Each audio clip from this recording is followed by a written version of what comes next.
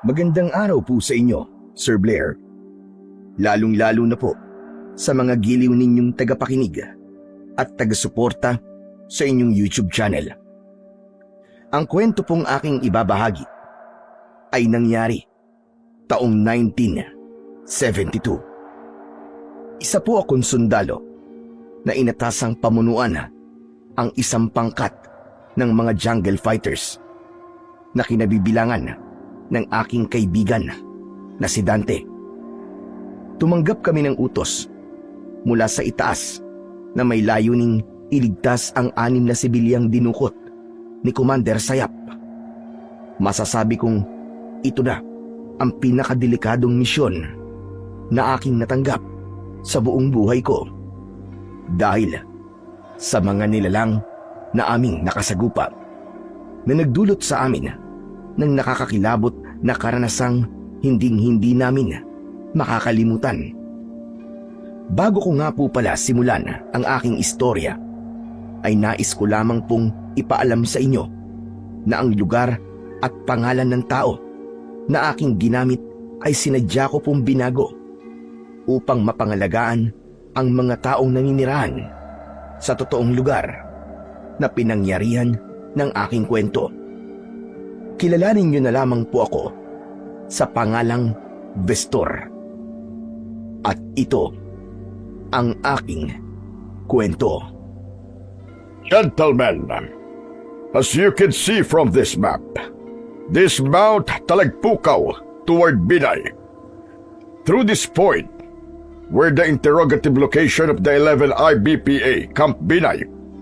According to our military intelligence, this camp has been attacked and now under control by the superior rebel force. Gentlemen, our objective is to pull out the rebel stronghold and take this camp at all cost. The 7 and 8 Marine Corps will be assigned to this mission under Lieutenant Vestor Romero. Inaasahan ko na magagawa nyo na maayos ang misyon at maililigtas nyo ang mga biyag. Any question, gentlemen? None, sir. Okay, gentlemen. Be ready for this mission. The unit will proceed or depart at exactly 0400 hours. Is that clear? Sir, yes, sir. That's all, gentlemen. And good luck. Kasalukuyan kaming nagpaplano ng gagawin naming pag-rescue sa mga bihag na sibilyang dinukot ni Commander Sayap, ang pinuno ng kilusan na sikat sa pagiging malupit na commander dahil lahat ng kanyang nagiging bihag ay pinupugutan niya ng ulo. Sa oras na hindi maibigay sa kanya ang kanyang mga kahilingan, siya rin ang nagpabagsak at pumalit sa aming kampo sa bundok ng Binay. Kaya naging top priority namin ang pagliligtas sa mga biyag na maghahatid lansana ng tulong sa mga nasalanta ng bagyo sa bundok ng Talagpukaw. Kinabukasan, agad naming sinimulan ang pagpasok sa malawak na kagubatan ng bundok ng Talagpukaw para baybayin ito papunta sa Camp Binay na pinagkukutaan ng mga rebelde. Pagkalipas ng 5 oras naming paglalakad, tumambad sa aming paningin ang 5 kubo na nakatayo sa gitna ng niyugan. Agad akong sumenyas sa aking mga kasama na magtago sa likod ng mga puno ng nyog. At mula sa aming pinagkukublihan, naririnig namin ang kanilang mga boses habang pinag-uusapan ang tungkol sa umiiral na martial law ng mga panahong yon. Napako ang aking atensyon kay Commander Sayap na balbasarado, mahaba ang buhok at may tali na kulay pulang panyo sa kanyang ulo. Nasa harapan naman ito ang pinakabatang commander ng kilusan na si Ka Hector. Ipagpaumanin ninyo kung inabot kami ng tanghali sa aming pagparito. Kumusta ka, Ka Hector? Ayos lang naman ako, Commander Sayap. Hindi ko akalain na mas bata ka pa pala sa inaasahan ko. Sikat na ang pangalan mo sa aming kilusan. Dahil mabangis ka raw pagdating sa pakikipaglaban. Ito ang una nating pagkikita, hindi ba? Opo, Commander. Karangalan ko po na marinig sa inyong bagay na yan. Ginagawa ko lamang po kung ano nararapat para sa ating kilusan. Bueno, at nagkakilala na tayo. May mahalaga akong sadya sa inyo. Nabalitaan ko na nilulusob ng mga sundalo ang ating mga kuta sa baybayin ng Talagpukaw. Mas makabubuting lumipat muna kayo ng kuta para na rin sa inyong kaligtasan. Alam ko, nagaganti ang mga sundalo dahil sa ginawa namin pagpapabagsak sa kanilang kampo sa Binay. Nakarating na po sa amin ang utos nyo, Commander. Kaya naman, agad po kami naghahanda para sa aming pag-alis. Mabuti naman kung ganun. Dahil baka hindi natin alam, ito na pala ang next target ng mga sundalo. Nakarating sa akin na pinagpaplanuhan na raw ng 7 and 8 Marine Corps ang pagbawi sa kanilang kampo. Kaya mas kailangan ko ang tulong nyo ngayon. Makakaasa po kayo, Commander. Nang marinig ko ang palitan ng kanilang pag-uusap, napatingin ako kay Sargento Dante. Anak ng putya. Kung may intel pala tayo sa kanilang kilusan, mayroon din pala silang impormante sa ating samahan. Kaya naman, talasan mong pakiramdam at baka kasama na natin ang traidor. Kahit ako, nagulat din sa mga pinag-uusapan nila, sir. Pero tiwala po ako sa asset natin na positive lahat ng mga impormasyong ibinigay niya kay Major. Mabuti naman kung ganon, Dante. Muli naming itinuon ang aming atensyon sa kinaroroonan ng kuta ng mga rebelde habang hawak ko ang aking M16 rifle at si Dante naman ay ang M4 carbine. Napatingin naman ako sa aming cameraman na si Sargento Lupin na siyang kumukuha sa mga larawan ng mga kalaban namin. Wala naman akong napapansin na kahina-hinalang kilos sa aking mga kasama. Kaya kahit papano ay nawala ang aking pag-aalala. Pagkatapos na mag-usap ni Naka Hector at Commander Sayap, kinausap naman ito ang mga tauhan ng batang commander na si Ka Hector. Marahil ay nagtataka kayo kung bakit kinailangan ko na makipagkita sa inyong lahat upang mabigyan kayo ng isang babala para mag-ingat. Ang biglaang pagdedeklara ng martial law ay lubhang makakaapekto sa ating kilusan dahil ang kabuuan ng gobyerno ay sumasailalim na sa kapangyarihan ng militar. Kaya naman, kailangan ko ng inyong pakikiisa upang mas pagtibayin pa ang ating samahan. Makakaasa ba ako na magagawa ninyo ang lahat para ipagtanggol ang ating mga karapatan? Makakaasa po kayo, Commander Sayap. Ibubuwis po namin ang aming buhay para sa ating kilusan. Alam rin po namin kung ano ang masamang ibubunga nito sa ating mga ipinaglalaban. Nakahanda kami na makipagsanib puwersa para sa ikalalakas ng ating samahan. Maraming salamat, Ka Hector. Kaya naman, kailangan ko ang tulong nyo para mangalap pa ng mas malalakas na sandata para may pagtanggol natin ang ating mga karapatan at ipinaglalaban. Naiintindihan ko ang ibig nyo sabihin, Commander. Sabihan nyo lang po ang mga bata ko at agad kaming susunod sa utos ninyo. Mga kasama, ngayon ay martial law na.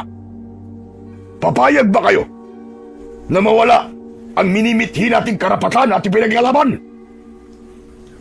Sabay-sabay na sumigaw ang mga tauhan ni Ka Hector habang nakataas ang kanilang mga sandata. Napasulyap ako sa aking mga kasama at halos lahat sila ay nakikinig sa pinag-uusapan ng mga kalaban. Maya-maya pa, umalingaw-ngaw ang malakas na boses ni Kahektor. Sumasang-ayon kaming lahat sa inyo, Commander Sayap. Makakaasa ka. Nagagawin namin lahat para protektahan ng bawat isa. Kayo, mga kasama, papayag ba kayo na palagi na lamang tayo nagtatago sa kabundukan para lamang pagbigyan ng lakas ng ating mga kalaban? Panahon na para lumaban. Ipagtanggol natin ang ating mga karapatan. Mula sa aming pinagtataguan ay dinig na dinig namin ang malakas na sigawan ng mga rebelde bilang pakikiisa sa kanilang samahan. Maraming salamat. At hindi niyo ako binigo, mga kasama. O paano? Hindi na rin kami magtatagal. Kailangan na namin bumalik sa kampo. Ikaw, Kahektor, sumama ka na sa amin habang naghahanda ang iyong mga tauhan. Sige po, Commander Sayap. Agad na umalis ang pangkat ni Commander Sayap kasama ang batang commander na si Kahektor. Naiwan ang kanyang mga tauhan na naghahanda rin sa pag-alis. Nang mawala sila sa aking paningin, lumapit sa akin si Dante at kinausap ako habang nakatingin sa gawi ng mga rebelding abala sa pagtatali ng mga sako sa paragos ng kalabaw. Sir, mukhang nagpapalakas sila ng kilusan ha. Balak talaga nilang ipagtanggol ang kanilang kampo na inagaw lang naman sa atin. Paano, sir? Anong sunod nating hakbang? Hintayin muna nating tuluyang makaalis ang pangkat ni Commander Sayap. Kailangan nating malaman kung may mga biyag sa kubong yan. Sumenyas ako kay Lupin na may dala ng kamera upang kunin ang mapa at muling suriin yon. Pagkatapos, lumayo kami pansamantala sa kuta ng mga rebelde. Saka ko inilatag ang mapa sa damuhan at kinausap ang aking mga kasama. Now, gentlemen, our next objective is Camp Binay. This is the largest rebel stronghold in the Binay mountain range. Listen to me. I need the 7th and 8th Marine Corps. I want you to crush the rebels in the Binay mountain range within 1 hour. Sinasabi ko sa inyo, magiging mahirap ang pag-rescue natin sa mga biyag dahil nagkalat sa kanilang paligid ang mga piling mandirigma na haharap sa atin. Kaya kailangan ko ang inyong tulong para matupad ang ating misyon. Sikapin nyo rin na maging ligtas. Sir, kailangan ba nating ibagsak ang lahat ng mga nakapaligid na kuta sa pinaka-main point ng kuta ni Commander Sayap? Oo, sapagkat hindi natin sila magagapi kung hahayaan natin ang kanilang mga kasama na nakabantay sa bawat dadaanan natin. Kailangan natin ng matinding pag-iingat. Wala na ba kayong mga tanong? Wala na po, sir. Kung ganon, maganda na kayo. Let's move! Nakabaluktot kaming tinahak ang daan papalapit sa kuta ng mga rebelde. Nang makalapit na kami, ay agad kaming napansin ng mga nagbabantay roon. Bago pa man sila makapagpaputok ng baril, inunahan ko na sila. Tinamaan ko sila sa katawan, kaya't sabay-sabay silang bumagsak. Doon na nagsimula ang pagsugod ng aming puwersa. Sabay-sabay naming pinaulanan ng bala ang mga rebelde habang naglalakad kami papalapit sa kanila. Pagkatapos, yumuko ako para magtago sa nakatumbang niyog at patuloy akong nagpakawala ng mga bala. Hanggang sa napansin ko ang isang rebelde na nagtatago sa likod ng isang malaking bato. Sinipat ko ang kanyang pinagtataguan at sakto sa kanyang paglitaw, ipinutok ko ang aking baril. Tinamaan ko siya sa pagitan ng kanyang mga mata, kaya't napalingon sa akin si Dante. Hanep, sir ah! Wala ka pa rin kupas! Ang husay niyo pa rin! Tsamba lang yun, Dante. Okay, back to position. Sige, sir. Ay, teka, sandali lang po, sir. Ayon pala kay Lupin, walang mga biyag sa kubo na yan. Tanging ang mga tauhan lang ni Ka Hector ang nariyan. Kung ganun, alam niyo na kung ano nararapat na gawin. Sige, i-cover mo ko. Lalapitan ko mga kalaban. Sige, sir. Mabilis akong tumakbo, paikot sa kuta ng mga rebelde. Habang tumatakbo ako, nagpapaputok din ako ng baril. At nang maubusan ako ng bala, nagtago ako sa likod ng malaking bato para makapagpalit ng magasin. Magkakasunod na putok ng baril at pagtama ng bala sa aking pinagtataguan ang aking nararamdaman. Kaya mabilis kong ikinasa ang aking baril. Pagkakasa ko, muli akong lumabas sa aking pinagtataguan at nagpaputok ulit ng baril.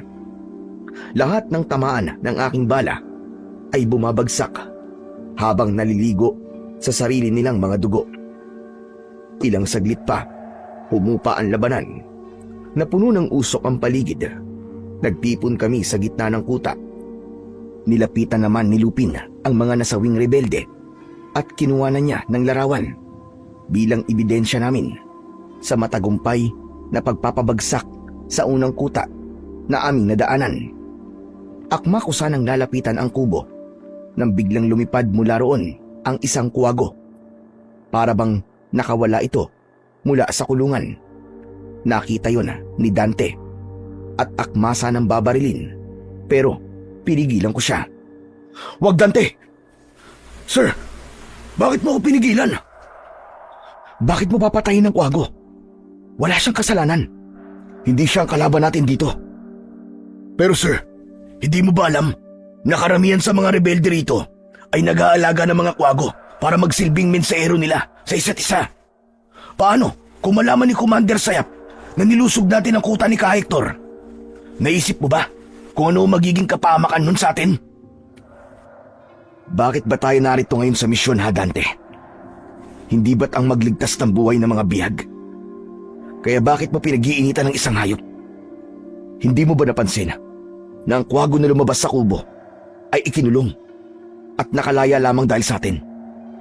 Huwag kang basta-basta papatay ng mga hayop, lalo na kung puro hinala mo lang ang susundin mo. Talasan mo rin ang iyong paningin at pakiramdam upang malaman mo na hindi siya isang mensahero ng mga rebelde." "Bakit, sir?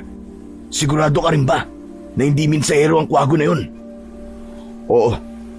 Tumingala ka at tignan mo ang kanyang mga paa." Sumunod sa akin si Dante at nakita niya na walang lagayan ng sulat ang paa ng kuwago. Pagkatapos ay napatungo siya at tila nahiya sa kanyang nagawa. "Nakita mo na. Sa susunod, maging matalas ang mga mata mo bago ka magdesisyon." "Sorry po, sir." "Okay, kalimutan mo na yun. Basta hindi na mauulit. Napagdududahan mo ang kakayahan ko."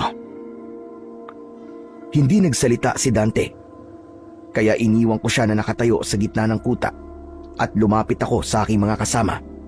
Pagkatapos ng aming pag-uusap ay umalis na kami sa lugar na yon at binaybay ang daan na nilakaran ng mga umalis na rebelde. Habang tinatahak namin ang daan, ay napansin ko na nakasunod sa amin ang kuwago. Panay ang huni nito. Ang mabagal niyang paghuni ay naging sunod-sunod na para bang nagmamadali. Maya-maya pa ay nagulat kami nang salubungin kami ng putok ng mga baril mula sa kalaban. Nagsipulasan kami at kanya-kanya ng pagtago sa likod ng mga bato. At dahil nagtago rin ang aming mga kalaban sa likod ng mga bato, ginamit ko ang granada. Inihagis ko yun sa kanila. Pagpatak ng granada sa lupa, sumambulat ang mga rebelde. Maigpit kong hinawakan ang aking sandata. Saka mabilis na tumakbo papalapit sa kinaroroonan ng mga rebelde. Habang sina Dante at Lupi naman ay panay ang hagis ng granada sa mga kalaban. "Sir, mag-iingat kayo!" "Okay, let's move!" Sabay-sabay kaming sumugod sa mga kalaban. Nagulat ang mga rebelde nang sumulpot ako sa kanilang harapan at malapitan ko silang pinaputukan ng baril. Nang matalo namin ang lahat ng mga rebelde, tumigil din ang Kuwago sa kanyang ginagawang paghuni. Kaya naniniwala ko na ang huni na yon ng Kuwago ay nagbibigay sa akin ng babala kapag merong kalaban sa paligid. Maya-maya pa ay kinuha namin ang mga baril ng mga napatay naming rebelde. Pero nabigla kami nang biglang sumulpot ang pangkat ni Commander Sayap. Napapalibutan nila kami at halos lahat sa kanila ay nakatutok ang baril sa amin. Ibaba niyo ang mga baril niyo. Ang lakas ng loob niyo na sumugod dito. Sige! Dakpin ang mga hayop na yan! Hindi kami nakagalaw ng mga sandaling yon, lalo na nang lapitan kami ng mga tauhan ni Commander Sayap para kumpiskahin ang aming mga baril. Saka itinula kami para maglakad. Sige! Lakad! Sa batok lang ang kamay. Kunting pagkakamali nyo lang. Sabog ang mga bao ng ulo nyo. Inilagay namin sa batok ang aming mga kamay at nagsimula na kaming maglakad. Tinahak namin ang daan papunta sa kanilang kuta. Pagkalipas ng ilang oras na paglalakad, narating namin ang kampo ng mga rebelde. Pinahanay nila kami sa gitna at tumayo sa aming harapan si Commander Sayap kasama ang batang commander na si Ka Hector. Mga kasama! Pagmasdan nyo ang mga sundalong ito. Nilusob nila ang kuta ni Ka Hector at marami sa kanyang mga tauhan ang namatay. Kaya nabawasan ang ating puwersa. Sige mga kasama, kayo na ang bahala sa kanila. Pahirapan nyo para sa mga buhay na kinuha nila. Kahit pahirapan nyo kami, meron pa rin na mga kagaya namin ang babawi sa mga buhay nyo. Dahil sa mga ipinaglalaban nyo na wala namang kabuluhan. Ang biyag na kinuha ninyo, wala silang kasalanan at wala silang kinalaman sa inyong mga pinaglalaban. Sabihin nyo nga, yan ba layunin ng inyong samahan? Ang mga api ng mamamayan at pabagsakin ng gobyerno na pilit na tinutulungan ang ating bansa? Bulok ang sistema na ipinaglalaban ninyo. Ano sabi mo? Bulok ang sistema namin. Paano naman ang gobyernong ipinagtatanggol nyo, ha? Pinalalaki nyo lang ang tiyan ng mga nakaupo sa pwesto para sa pansarili nyong kapakanan. Pinasasahod kayo ng pamahalaan para pumatay ng mga kagaya naming nagtatago sa kabundukan. Huwag kang umasta na para bang malinis ang inyong hangarin. Ang bumiyag ng mga sibilyan ay sapat ng katibayan na wala naman talaga kayong ipinaglalaban. Nabulok ang inyong layunin. Gusto nyo lang magpapansin sa pamahalaan. Isa pa, ang mga taong pinugutan mo ng ulo, hayop ka. Anong kasalanan nila sa inyo? Anong ginawa nila para sa inyong kilusan? Para patayin nyo sila ng walang kalaban-laban? Sinira mo ang pamilya nila. Ilang bata na ang nangulila sa kanilang ina at ama dahil sa inyong maling paniniwala. Wala kayong mga iniwan sa mga halimaw. Wala kang alam sa aming mga pinaglalaban dahil sumusunod lang kayo sa utos ng mga nakatataas sa inyo. Ikaw, isa ka lang tuta ng gobyerno. Huwag kang mag-alala dahil sinisigurado ko na mapapabilang ka sa mga taong pupugutan ng ulo. Pero bago yun, ipapakita ko sa inyo kung gaano talaga ako kalupit. Nakikita mo ba ang matandang yun? Siya ang kumakalaban sa akin. Hindi ko naman siya papatayin. Pero nakasalalay ang buhay niya sa prutas na ilalagay ko sa kanyang ulo.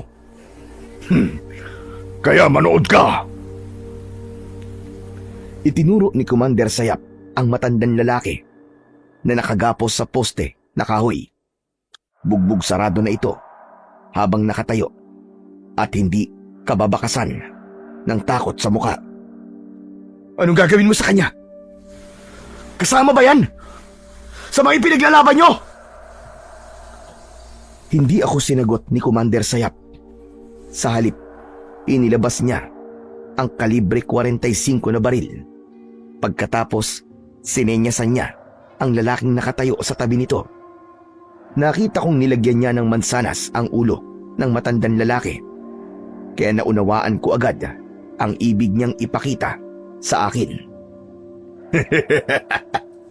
Pagmasdan mo kung gaano ako kalupit at kung gaano ako kahusay sa pagpapaputok ng baril. Wag! Wag mo siya sasaktan! Alam ko na ipinapakita mo lang kung gaano ka kagaling at kalupit. Ganito na lang. Kung gusto mo talaga na ipakita sa akin kung gaano ka katapang, hinahamon kita. Isang duelo sa pagitan natin dalawa. Walang makikialam na kahit na sino. Walang sandata. Lalaki sa lalaki. Mano-mano. Sir! Sir, huwag niyo itong gawin, sir! Magtiwala ka sa akin, Dante. Gusto ko lang ipakita sa kanilang lahat kung ano ang tunay na ibig sabihin ng katapangan at kalupitan. Hinahamon mo ba ako? Oo. Kung totoong matapang ka, ipakita mo. Kung isa kang pinuno, patunayan mo. Hinahamon kita. Pero sa isang kondisyon.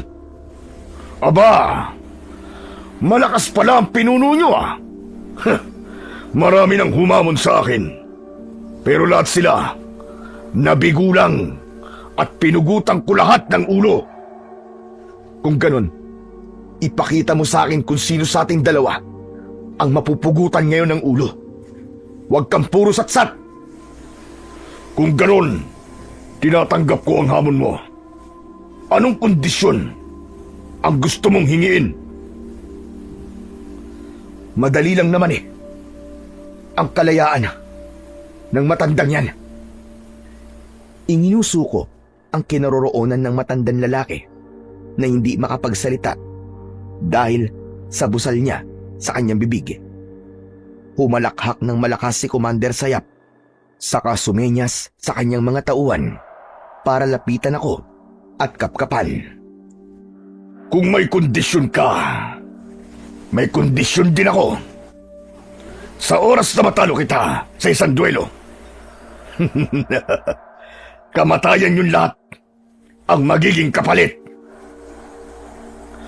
Tinatanggap ko ang iyong kondisyon. Mga kasama, sang-ayon ba kayo sa kondisyon niya para sa buhay ng biyag? Sige sir, sumasang-ayon kami. Kahit hindi patas para sa atin ang kondisyon nila. Sir, may tiwala kami sa'yo. Bilib naman ako sa katapangan mo, Lieutenant Bestor Romero. Pero hindi ako natatakot sa'yo. Ni hindi tumataas ang balahibo ko sa'yo. Sige, simulan na natin ang laban. Umatras si Commander Sayap at naghubad ng damit. Kaya nalantad sa amin ang malaki niyang pangangatawan. Ako naman ay humanda na rin sa pakikipagtunggali sa kanya. Maingat akong pumosisyon habang nakahaya ang kamao sa kalaban. Naunang umatake sa akin si Commander Sayap. Naiwasan ko ang kanyang suntok. Kaya naman nakaganti ako sa kanya ng suntok na tumama naman sa kanyang panga.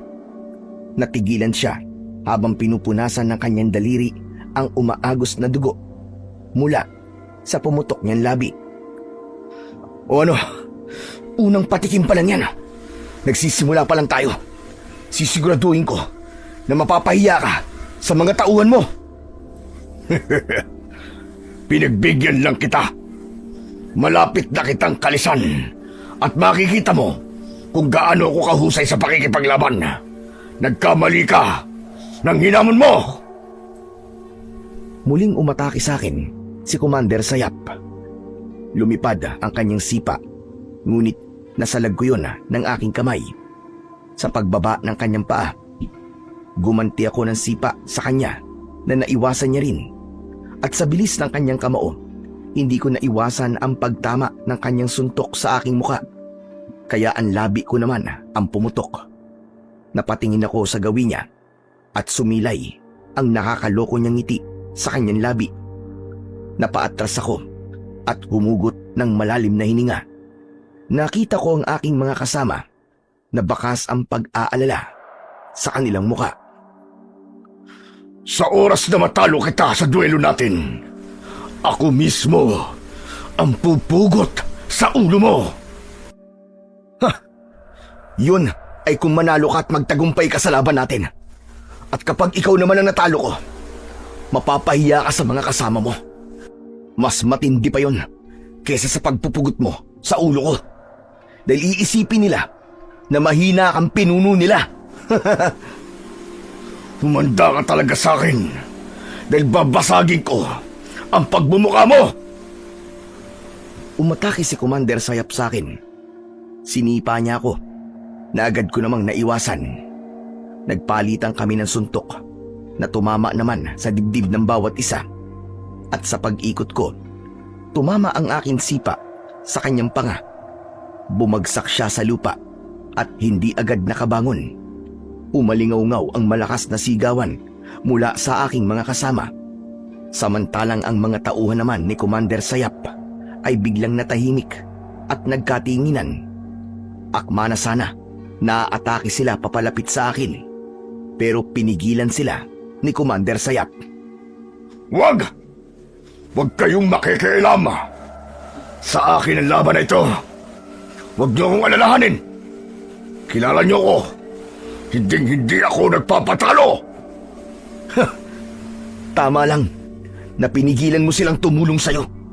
Dahil iisipin ko na mahina ka talagang nilalang. Dala ng bugso ng damdamin ni Commander Sayap, mabilis siyang umatake sa akin. Ngunit sinalubong ko siya ng sipa na tumama naman sa kanyang muka. Pumutok ang kanyang kilay, ngunit binaliwala niya yon. Tuluyan ng nasira ang konsentrasyon ni Commander Sayap dahil sa mga tama ng suntok sa iba't ibang parte ng kanyang katawan at sa sunod-sunod na pagsipa ko sa kanyang muka. Hindi na siya nakaganti ng suntok sa akin. Pasadsad siyang bumagsak sa lupa. Dumugo ang kanyang ilong. Nakapikit ang isa niyang mga mata habang nakatingin sa akin. Pinipilit niyang bumangon, ngunit hindi siya makatayo. Kaya naman, idiniklara ng kanyang mga tauhan na ako ang nanalo. Natalo mo ko sa laban. Kaya bilang isang lalaking kausap, sige, palalayain ko ang matanda. Mabuti naman at tao kang kausap. Sige, pakawalan niyo si Tatay Waro. Hayaan niyo silang umalis sa ating kuta. Pero itali niyo mga sundalo ito. Dahil natalo ko, bigyan sila ng isang araw para mabuhay. Dahan-dahang tumayo si Commander Sayap. Saka sinenyasan ang mga tauhan. Nilapitan ng dalawa nitong mga alagad ang matanda para kalagan ng gapos sa kamay. Inalis din nila ang busal nito sa bibig. Nilapitan ni Commander Sayap ang matanda. Saka kinausap. Magpasalamat ka. Maswerte ka. Dahil merong nagpakabayani para sa kaligtasan mo. Dahil kung nagkataon tanda, hindi ko nahahayaan na mabuhay ka pa. Hindi ako magpapasalamat para sa buhay ko. Magpapasalamat lang ako kapag pinalaya mo mga kasama kong binihag mo rin. Wala kaming kasalanan sa iyo. Nag-aatig lang kami ng tulong para sa mga taong sinalanta ng bagyo. Wala na nga kayo na itutulong sa amin. Piniperwisyo niyo pa. Ang tulong na dapat ay para sa kanila. Isang hirit mo pa, tanda. Baka magbago na ang isip ko at hindi na kita palayain pa, wala akong panahong pakinggan ang mga hirit mo. Sige na, makakaalis ka na. Napakasama mo. Isa kang demonyo. Pasensya ka na, tanda. Hindi na tumatalab sa akin ang mga ganyang salita. Sanay na akong tawagin ng ganyan. Para sa akin, isang karangalan na demonyo ang tingin sa akin ng mga tao. Dahil ibig sabihin nun, kasing lakas ko siya. Huwag ka nang humirit pa. Dahil ang buhay mo lang ang pinagtalunan namin ni Lieutenant. Kaya makakaalis ka na. Aalis ako. Pero babalik ako. Wawasakin ko ang kampo ninyo. Tandaan mo yan. Wawasakin? Ano ka, Delubyo? Senyor ka na. Matandang uugod-ugod na walang silbi at walang pakinabang. Sige na, makakaalis ka na. Alis! Tumingin sa akin si Lolo Waro. Kahit hindi siya magsalita, alam ko na nagpapasalamat siya sa pagkakaligtas ko sa kanya. Ngunit makikita sa kanyang muka ang lungkot dahil siya lamang ang aalis at maiiwan ang kanyang mga kasama. Ano pang hinihintay mo? Baka gusto mong palayasin ka ng putok ng aking baril. At ito ang tatandaan mo, ha, tanda. Kahit humingi ka pa ng tulong sa iba, walang mangangahas na pumasok dito at kumalaban sa akin. Kaya mabibigo ka lang na pabagsakin ako. Naiintindihan mo ba, ha, tanda? Pagsisisihan mo ang araw na ito dahil dumating na ang katapat mo. Sabay tingin sa aking gawi ni Lolo Waro. Sinundan naman ang tingin ni Commander Sayap ang tinitignan ng matanda at naningkit ang kanyang mga mata dahil sa galit. Nagkataon lang yun. Isang beses lang niya ako tinalo at hindi siya ang katapat ko. Dahil pagsikat ng araw, ang pugot na ulo niya ang masisilayan sa buo kong kampo. Huwag kang magsalita ng tapos, Sayap. Aminin mo man sa hindi, alam ko na naramdaman mo ang kakaiba niyang lakas. Kaya maghanda ka. Kabahan ka na. Dahil nakaharap mo na ang taong magpapabagsak sa iyo at tatapos sa kasamaan mo. Hindi na hinintay ni Lolo Waro na magsalita pang muli si Commander Sayap. Mabilis na siyang naglakad papalayo sa kuta.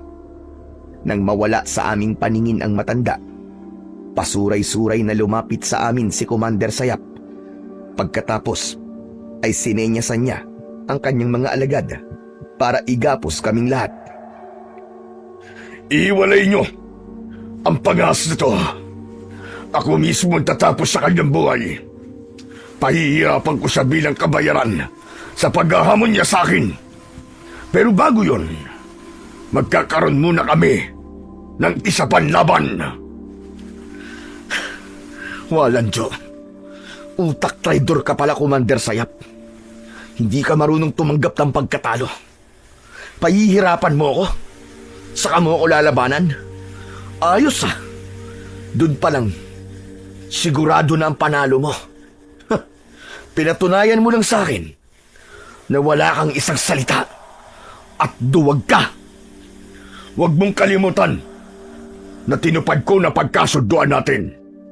Kaya meron pa rin akong isang salita. Tsaka subukan mo lang na hindi tanggapin ang susunod na laban. Padadaliin ko ang buhay ng mga kasama mo. Sige, dalhin siya sa kubo at ang kanyang mga tauhan. Igapos silang lahat! Sir! Saan nila kayo dadalhin, sir? Huwag ka mag-alala, Dante. Ayos lang ako. Kinaladkad ako ng mga tauhan ni Commander Sayap palayo sa aking mga kasama. Lahat sila ay ipinasok sa malaking bahay na pinagkukulungan din sa mga biyag. Si Commander Sayap naman ang nanguna sa pagpapahirap sa akin. Itinali nila ako sa haligi ng kubo. Habang pinalilibutan ako ng mga tauhan niya, nakita ko rin ang batang commander na si Hector na seryosong nakatingin sa akin. Sige, iwanan niyo na kami rito. Siya nga pala Hector. Bigyan mo nga ako ng alak. Kailangan kong magsaya. Paano naman? Hindi ko maramdaman ang sakit na ginawa sa akin ng hayop na ito. Pati tauhan mo, ginagawa mo ring utusan. Para kang buhaya. Itawag mo na sa akin ang lahat ng gusto mong itawag. Wala nang epekto yan sa akin. Mapapagod ka lang. Bakit hindi mo ireserbahan lahat ng lakas mo para sa gagawin kong pagpapahirap sa'yo? Sige na Hector.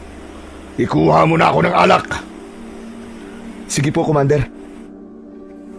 Agad na sumunod si Hector sa utos ni Commander Sayap. Kaya naiwan kaming dalawa sa loob ng kubo. Alam mo, Lieutenant, ako yung tipong hindi talaga tumatanggap ng pagkatalo eh. Binapatay ko at sino mang hahamon sa aking kakayahan. Pero, ikaw pa lang naman ang gumawa nun sa akin. Kaya naman, kailangan kong talunin ka sa pangalawang pagkakataon. Kahit na anong sabihin mo, natalo na kita sa duelo at tatatak na yun sa isip ng mga tauhan mo. Pahirapan mo man ako, hindi mo pa rin ako mapapabagsak, tandaan mo yan. Dahil sa mga sinabi ko, lumipad ang kamao ni Commander Sayap at tumama yon sa aking muka. Kaya naman, nabaling ang aking paningin sa pintuan ng kubo. Sakto yon na nahuli kong nakatitig sa akin si Hector habang dala niya ang bote ng alak. Saka siya nagmamadaling lumapit sa amin.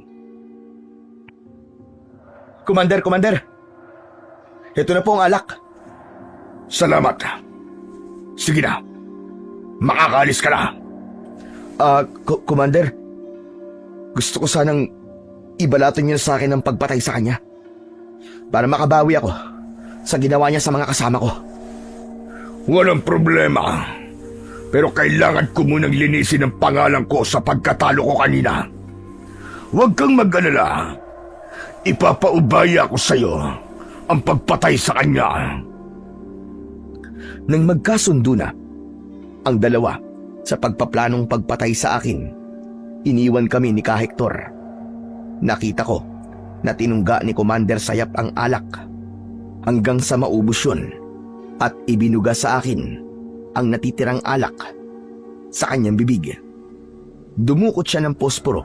Pagkatapos, sinindihan niya ang aking katawan. Sumiklab ang apoy, pero agad din namang nawala.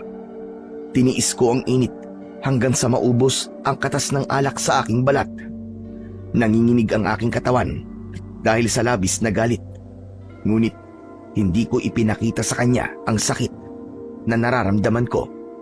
Sa halip, dinuraan ko siya sa muka. Hayop ka. Para sa akin, mas mahina ka pa sa isang duwag. Ano sabi mo? Ang sabi ko, duwag ka! Duwag! Dahil sa sinabi ko, ipinalo niya sa aking ulo ang bote ng alak. Naramdaman ko ang pag-agos ng dugo sa aking ulo. Hindi pa siya nasiyahan. Dumampot siya ng bubog at inihiwa niya yon sa aking dibdib. Sinira niya ang aking damit. Kinuha niya ang aking dog tag. Pagkatapos, inilagay niya yon sa kanyang bulsa. Maya-maya pa, magkakasunod na suntok ang tumama sa aking katawan hanggang sa mapayuko ako dahil sa labis na sakit. Ilang saglit pa, hinugot niya ang kanyang kutsilyo. Saka niya ako kinalagan ng tali sa kamay. Bumagsak ako sa lupa. Pinagulong niya ako sa pamamagitan ng kanyang sipa. Yumuko siya, sinakal niya ako at pilit na itinatayo. Muli niya akong binayo ng suntok sa sikmura. Inihatid niya ako ng suntok palabas ng kubo. Dahil sa pagbagsak at paggulong ko sa lupa, nabaling ang atensyon sa akin ng mga taong naroroon. Hindi ako makalaban sa kanya dahil sa mga sugat at paso ko sa aking katawan. Pasubsob akong dumapa sa lupa. Mga kasama, pagmasdan nyo kung paano kong ilang pasong kumag na ito. Walang makakatalo sa akin. Pinagbigyan ko lang siya kanina dahil talaga naman napalalayain ko ang matandang yon. Pero ngayon, makikita nyo na hindi ako pipitsuging pinuno ng ating kilusan. Nagpalakpakan ang mga kasama ni Commander Sayap na agad naniwala sa mga sinabi nito. Muling nagpasiklab ang kanilang pinuno. Dinakot nito ang aking balikat para itayo ako. Pagkatayo ko, lumapat ulit sa aking muka ang magkakasunod niyang suntok. Sinubukan kong umilag ng mga sandaling yun, ngunit nanlalabo na ang aking paningin. Nang matapos siya, sa pambubugbog sa akin, tinigilan niya ako at kinausap si Ka Hector. Sige na, Ka Hector. Gawin mo na ang gusto mong gawin sa kanya. Bahala ka na. Maraming salamat, Commander Sayap. Narinig ko ang mga papalapit na yabag sa aking kinaroroonan. Pagkatapos ay naramdaman ko ang mga kamay ng tauhan ni Ka Hector sa aking tigkabila ang braso. Mga galit din sila na kagaya ng kanilang pinuno dahil sa ginawa namin sa kanilang mga kasama. Halos hindi ko mailakad ang aking mga paa, kaya hinilan nila ako at dinala sa kagubatan. Ng mga sandaling yon, tanging ang liwanag lang mula sa kanilang mga sulok ang nagsisilbing tanglaw sa lugar na yon. Maya-maya pa, binitiwan ako ng mga kasama ni Ka Hector, kaya bumagsak ako sa damuhan. Nakita ko ang malalim na hukay sa aking tapat. Diyan ka maililibing ng buhay. Kung tutusin, kulang pa yan sa ginawa mo sa aking mga tauhan. Hindi ako maililibing dyan ng buhay, kundi kayo. Mabilis akong tumayo at inagaw ang baril mula sa kamay ni Ka Hector. Kinalabit ko ang gatilyo ng baril, ngunit nasipa niya yon bago ko pa man maiputok sa kanya.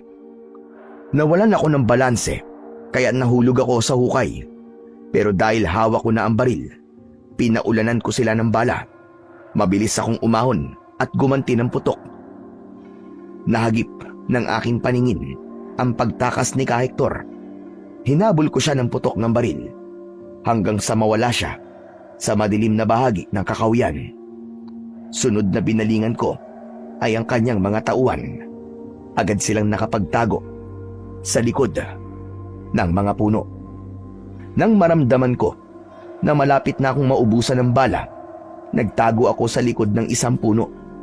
Sakto yun na nagpakawala rin ng putok ng baril ang aking mga kalaban. Gumanti naman ako ng putok ng baril sa kanila. Pagkatapos, tumakbo ako papalapit sa kanilang kinaroroonan. Nagulat sila nang bigla akong lumitaw sa kanilang harapan at pinaulanan ko sila ng bala. Merong nakatakas, kaya muli akong nagtago sa likod ng malaking bato. At sa muli sanang pagpapaputok ko ng baril, nagulat ako sa aking mga nakita.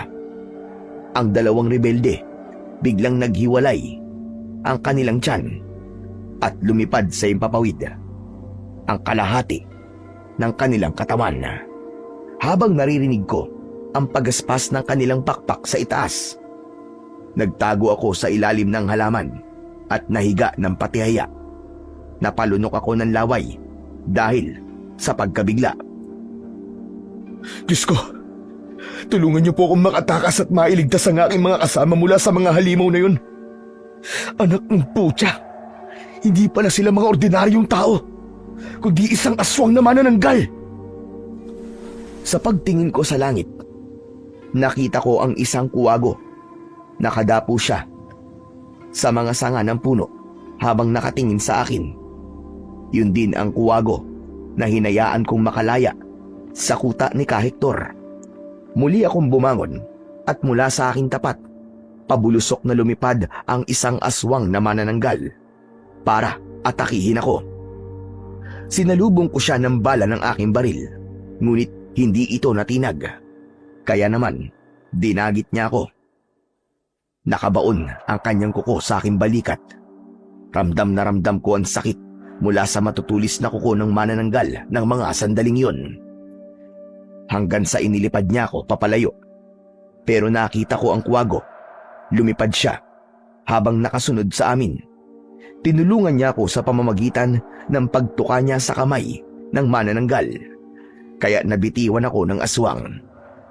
Bumagsak ako sa lupa habang namiminipit sa labis na sakit ang balikat. Nabitiwan ko rin ang baril at mula sa aking tapat, kitang-kita ko kung paanong nakipaglaban ang kwago sa manananggal. Hanggang sa tamaan ito ng kalmot ng aswang at bumagsak siya sa aking tabi.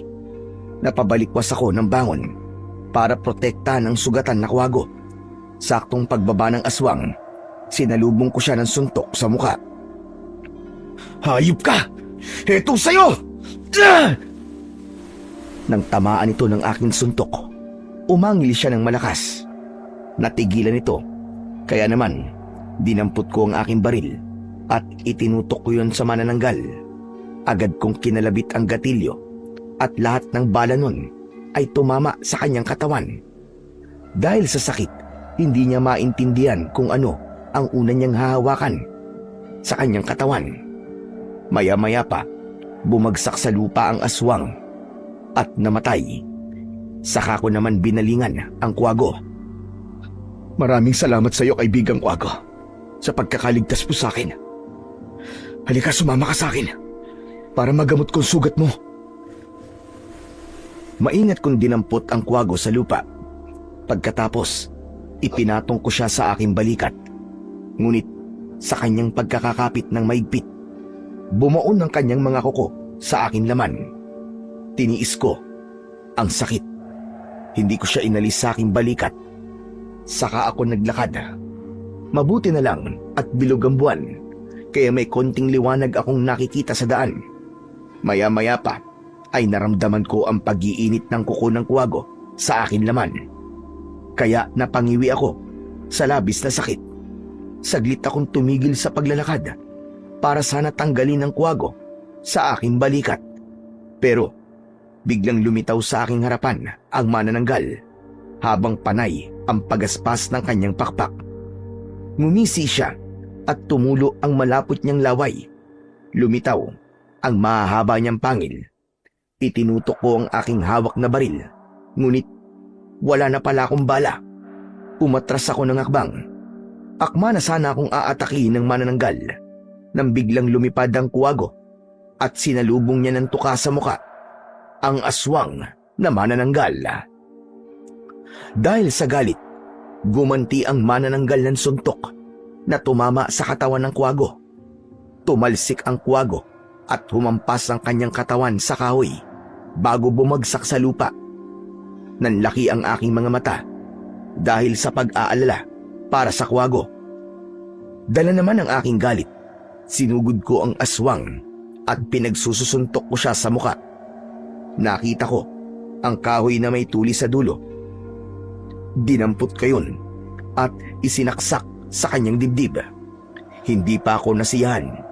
Hinugot kong muli ang kahoy at ibinaon ko yun sa kanyang leg. Tumagos yun hanggang sa kanyang batok. Nagkakakawag ang pakpak nito at bumagsak sa lupa. "Mga impakto kayo! Kampon kayo ng kadiliman na nagtatago sa pagiging rebelde. Pues, ito na ang magiging katapusan mo!" Nilapitan ko siya at ubod lakas kong itinarak sa kanyang dibdib, direkta sa kanyang puso, ang kahoy na matulis.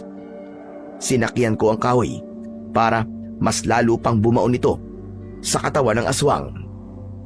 Nang mamatay ang manananggal, inilinga ko ang aking paningin sa paligid at bigla kong naalala ang nakatakas na si Ka Hector.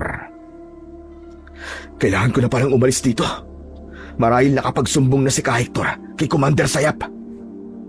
Bigla kong nakita ang kwago na nakahandusay sa lupa.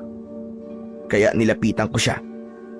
Hindi na ito gumagalaw, kaya hindi ko napigilan ang pagpatak ng aking luwa nang mapagtanto kong patay na ang kwago na nagligtas sa akin.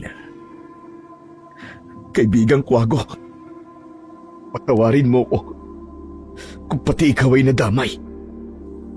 Habang buhay kong tatalawin na utang na loob sa'yo ang pagkakaligtas mo sa akin. Hindi ko sasayangin ang pagsasakripisyo mo ng buhay para sa akin. Maraming salamat sa'yo, kaibigang kwago. Akma ko na sanang hahawakan ang katawan ng kwago para bigyan ito ng maayos na libing. Nang biglang sumakit ang aking balikat, tumibok-tibok yun na para bang puso. Kaya napahawak ako sa aking balikat. Nagulat ako nang maramdaman ko sa aking kamay ang kuko ng kwago na nakatusok sa aking laman. Pero mas nabaling ang aking atensyon sa biglang pagkislap ng liwanag sa katawan ng kwago. Teka, ano nangyari? Anong klaseng nilalang ito? Bakit siya nagliliwanag? Hindi ko na natapos pa ang aking sasabihin nang biglang nasunog ang katawan ng kwago. Lumitaw ang isang kulay dilaw na hugis bilog na bato. Walang tigil yun sa pagkislap. Diyos ko! Ano to? Hindi ko napigilan ang aking sarili na hindi damputin ang bato. Pero nang lumapat yun sa aking kamay, hindi na yun maalis. Kusa na yun dumikit sa aking palad. Hindi maaari. Hindi ko mapigilan ang aking sarili na hindi isubo ang batong to. Diyos ko! Ano tong nangyayari sa akin? Tulungan niyo po ako! Para bang may malakas na puwersang nagtutulak sa aking mga kamay para isubo ang nagliliwanag na bato. At kahit hawakan ko pa ang aking kamay para hindi yun makalapit sa aking bibig, ay wala na akong nagawa. Naipasok na yun sa aking bunganga at diretso kong nalunok ang bato. Bumagsak ako sa lupa habang nagkikikisay ang aking katawan. Hindi ko makontrol ang abnormal na paggalaw ng aking mga kamay at binti habang ang aking hininga ay paisa-isa. Nanlalaki ang aking mga mata dahil sa nararamdaman kong pag-iinit ng aking tiyan. Sumabay pa ang kuko na nakabaon sa aking balikat dahil sa pinagsamang paghihirap na aking nararamdaman. Tuluyan na akong nawalan ng ulirat. Nagising ang aking diwa mula sa malakas na pagdikdik ng bagay sa aking tabi. Kasunod ng amoy mula sa usok ng insenso at kamangyan. Dahan-dahang nagmulat ang aking mga mata at nakita ko ang isang matandang lalaki na abala sa pagdidikdik ng mga dahon sa maliit na lusong na gawa sa bato. Mabuti naman at gising ka na. Kumusta na ang pakiramdam mo, iyo? Teka, kilala ko po kayo. Kayo ang matandang tinulungan kong makalaya. Kayo ho si Lolo Waro, di ba? Oo, ako nga ito. Mabuti na lang at naisipan nilang dalhin ka sa gubat. Kahit papano, nagkaroon ka ng pagkakataon para makatakas sa kanila. Kaya lang, Lolo, ang mga kasama ko po, kailangan ko silang mailigtas. Babalikan ko po sila. Magpalakas ka muna. Malala naging sugat mo sa katawan. Ano ba nangyari sa'yo? May nangyari po sa gubat bago ko nawalan ng malay, Lolo Waro. Nakakita po ako ng aswang na manananggal. Ang buong akala ko nga po sa buong buhay ko, babae lang po manananggal. Pwede po pala maging ang lalaki. Manananggal din ang tawag sa kanila. Pero mas malakas sila kumpara sa mga babaeng manananggal. Matagal na silang naghahari sa lugar na ito. Kaya hanggang ngayon, wala pa rin nakakatalo sa kanila. Pero Lolo Waro, hindi lang po yun ang natuklasan ko. Iniligtas po ko ng isang kakaibang kwago. Ngunit namatay po siya. Hindi ho kayo maniniwala. Nasaksiyan ko po ang pagliwanag ng katawan ng kwago bago siya nag-iwan ng isang kumikislap na bato. Nang hawakan ko po yun, sa pilitan ko po yun na isubo sa aking bibig. Para bang may kumokontrol sa kamay ko na isubo ko yung bato. Pagkatapos nun nawalan po ako ng malay dahil sa malakas na enerhiyang pumasok sa loob ng katawan ko. Saglit na natigilan si Lolo Waro. Itinigil din ito ang pagbabayo sa gamot at mariin na tumitig sa akin. Kung ganon, ang nakita ko palang kuko na nakabaon sa balikat mo ay mutya ng kuko ng isang kakaibang kwago. At ang batong nalunok mo, ang mutya naman ng mata ng kwago. Mutya? Ano pong ibig niyo sabihin? Anong mga mutya? Ang mutya ng kuko at mata ng kwago ay isang pambihirang kapangyarihan na hindi basta-bastang ipinagkakaloob sa sinuman. Pinipili ng kwago ang kanyang tagapagbantay sa maiiwan niyang mutya. At ikaw ang kanyang napili para sa isang mabigat na misyon. Ang tapusin ang pag-aasik ng lagim ng mga aswang. Hindi ko po akalain na napakamahiwaga pala ng kwagong yun. Nakita ko lang po yun sa kuta ni Ka Hector. Teka, ano ho bang kakayahan ng mutya, Lolo Waro?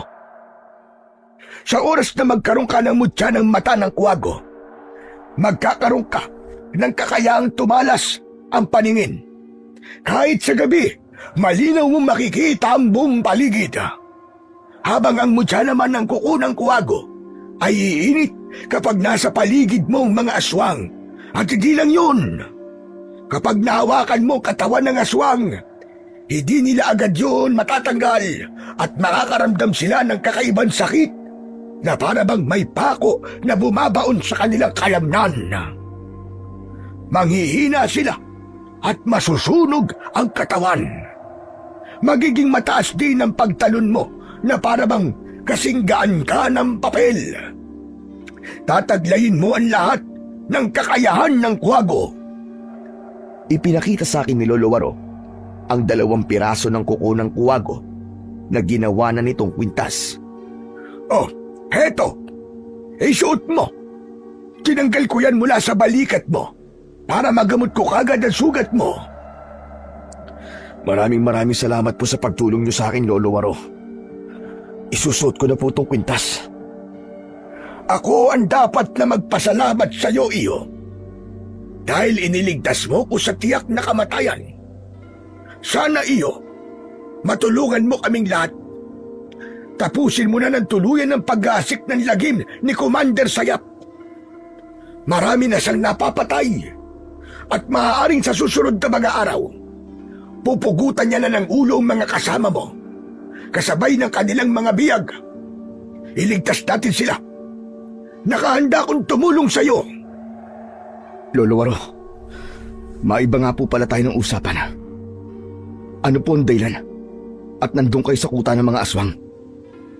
Nagbubuluntaryo akong tumulong sa mga nasalanta ng bagyo sa ibaba ng bundok ng Talagpukaw. Hindi namin nakalain na nakaabang na mga tauhan ni Commander Sayap para agawin sa amin ang mga dala naming relief goods at bigas.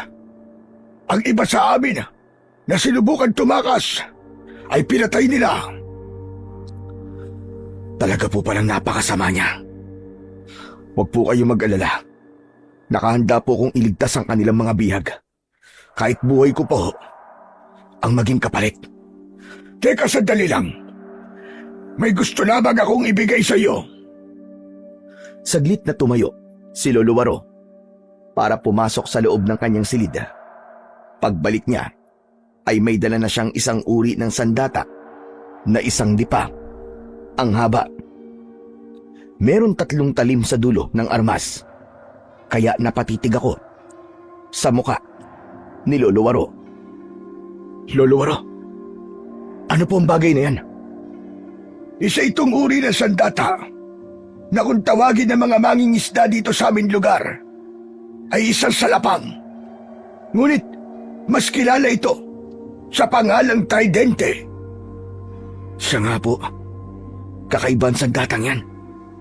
Isa pa, ngayon lang po ako nakakita ng ganyang uri ng armas.